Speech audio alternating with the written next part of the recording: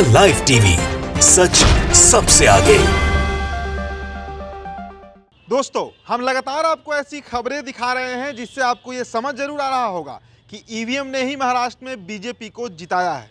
अब ये खबर देखिए आप, ईवीएम मशीन से वोटिंग कितनी निष्पक्ष तरीके से होती है उसका एक नमूना हम पेश कर रहे हैं। उसका एक झलक है ये।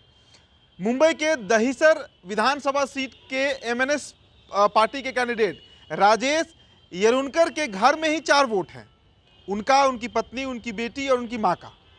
अब 23 तारीख को जो चुनाव के परिणाम आए, नतीजे आए थे, उसमें उनको सिर्फ 2 वोट मिले थे। तो क्या ये संभव है?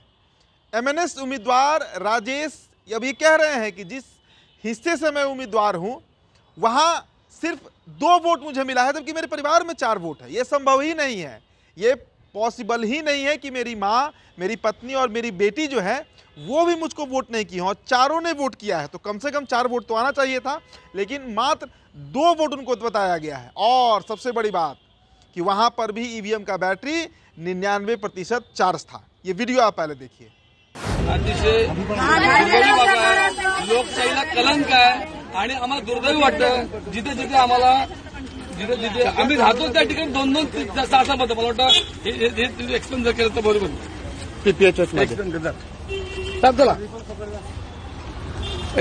तो और कितने सबूत चाहिए चुनाव आयोग को इस बात को मानने के लिए कि इस चुनाव में धांधली हुआ है? महाराष्ट्र में जो जनमत दिख रहा है बीजेपी के पक्ष में, वो बीजेपी का है ही नहीं। ये जनता का मत नहीं है, जनता का वोट नहीं है। भाई 2 वोट कैसे?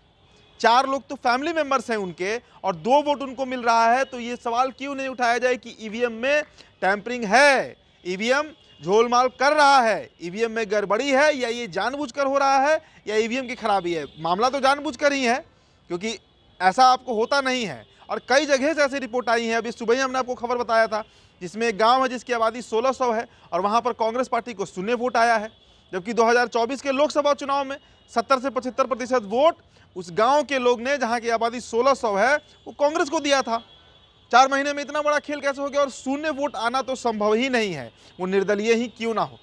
चलिए आपको एक और अब हम आज की बड़ी खबर बताते हैं दोस्तों। ये बहुत बड़ी खबर है और आज के दिन दिल्ली यूनिवर्सिटी ने इतिहास रच दिया है।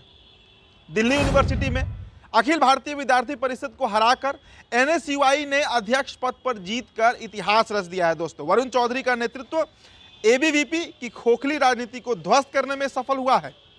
यह जीत दिखाती है कि छात्र अब झूठे एजेंडे से तंग आ चुके हैं। इस देश की आबादी के साथ साथ दिल्ली यूनिवर्सिटी में एनएसयूआई अध्यक्ष पद पर 12 साल बाद कांग्रेस की वापसी हुई है, जिसका श्रेय वरुण चौधरी को दिया जा रहा है। छात्र गदगद हैं, यूनिवर्सिटी में जश्न मनाया जा रहा है। छात्र संघ चुनाव का रिजल्ट आ गया है। National student union of India यानी एनएसयूआई ने अध्यक्ष और संयुक्त सचिव पद पर, ज्वाइंट सेक्रेटरी के पद पर जीत हासिल की है, जबकि अखिल भारतीय विद्यार्थी परिषद यानी एबीवीपी ने सचिव यानी सेक्रेटरी और वाइस प्रेसिडेंट यानी उपाध्यक्ष पद पर कब्जा किया है। कांग्रेस की स्टूडेंट विंग एनएसयूआई ने 7 साल बाद अध्यक्ष पद को अपने नाम किया है दोस्तों। तो इस चुनाव में अध्यक्ष पद पर जो रौनक खत्री हैं, जिन्हें 20,207 वोट मिले हैं, तो एबीवीपी के ऋषभ चौधरी चुनाव लड़ रहे थे उनके खिलाफ और उनको 18,864 वोट मिले हैं। मतलब करीब करीब 1,500 के वोटों के अंतर से हार जीत तय हुआ है और कांग्रेस की एनएसयूआई वहां जीत गई है। वहीं उपाध्यक्ष पद पर एबीवीपी के भानु प्रताप को कुल 24,166 वोट मिले हैं, जबकि एनएसयूआई के यश नांदल को कुल 15,404 वोट मिले हैं। इसी तरह सचिव पद पर एबीवीपी को की मित्रविंदा करनवाल को कुल 16,703 वोट मिले हैं, जबकि एनएसयूआई की नम्रता जेफ मीना को 15,236 वोट मिले हैं। और संयुक्त सचिव पद की बात करें तो एनएसयूआई के लोकेश को 21,975 वोट, जबकि एबीवीपी के अमन कपासिया को 15,249 वोट मिले हैं। आप देखिए दोस्तों, सबसे बड़ी समझने वाली बात यह है कि आम जनता तो भाजपा से त्रस्त है ही, लेकिन आम जनता से ज़्यादा जो छात्र हैं, जो यूनिवर्सिटीज़ के स्टूडेंट हैं, जो अलग अलग संस्थाओं में पढ़ रहे हैं, जिन्हें नौकरी की दरकार है, वो सबसे ज़्यादा इस सरकार से त्रस्त आ चुकी है। और कई यूनिवर्सिटीज़ में ये देखने को मिल रहा है कि वहाँ पर अब धीरे धीरे कांग्रेस का जो पुराना एक दौर रहा है इस देश में, यूनिवर्सिटी से लेकर केंद्र तक, सभी जगहों पर धीरे धीरे ही सही, लेकिन कांग्रेस पार्टी रिवाइव जरूर कर रही है। चलिए अब एक और आपको बड़ी खबर बताते हैं। बड़ी खबर बिहार से जुड़ी हुई है। अभी 2 दिन पूर्व ललन सिंह जो हैं, जदयू के पूर्व राष्ट्रीय अध्यक्ष, और मौजूदा मुंगेर से सांसद, केंद्र में मंत्री हैं।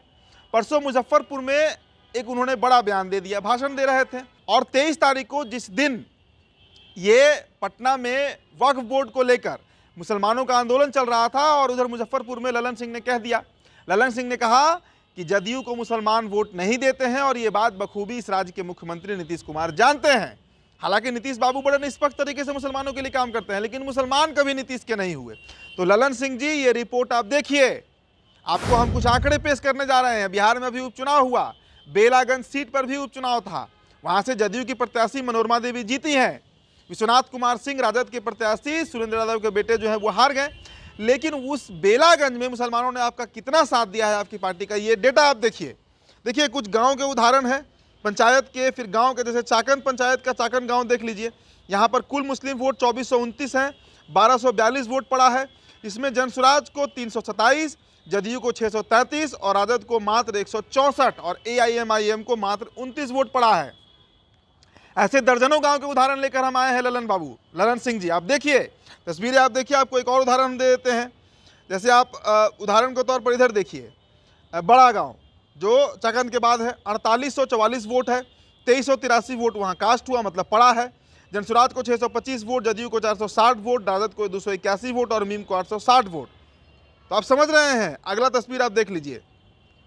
आप कोई भी आप इसका उदाहरण लीजिए, उज्जे गांव जो है, यहाँ कुल 957 वोट है, 574 वोट पड़ा है, जिसमें जनसुराज को 166, जदयू को 170, राजद को 89 और मीम को यानी AIMIM को 51 वोट। तो यहाँ भी जदयू को सबसे अधिक वोट है। तो ये जो कह देना कि जदयू को वोट नहीं देते हैं मुसलमान, ये दरअसल बीजेपी की जुबान है जो ललन सिंह इन दिनों बोल रहे हैं। इधर नरेंद्र मोदी के बहुत करीबी हो गए हैं ललन सिंह, खासकर तब से जब से ये लोकसभा जीत कर गए हैं दिल्ली। नीतीश कुमार की सुन नहीं रहे हैं, क्योंकि देखिए नीतीश कुमार की छवि इस देश में एक बेहद बड़े सेकुलर नेता की है, इस पर वो दाग नहीं लगने देना चाहते। अब इस पर जदयू के जो नेता हैं मोहम्मद जमाल, जो कांटी से बड़े नेता माने जाते हैं, नीतीश कुमार के बहुत करीबी नेता है, उन्होंने तो खुला कह दिया कि ये ललन सिंह का बयान है, इसे ना नीतीश कुमार का लेना देना है ना जदयू का लेना देना है। तो ललन सिंह किसके सह पर ये बात कह रहे हैं?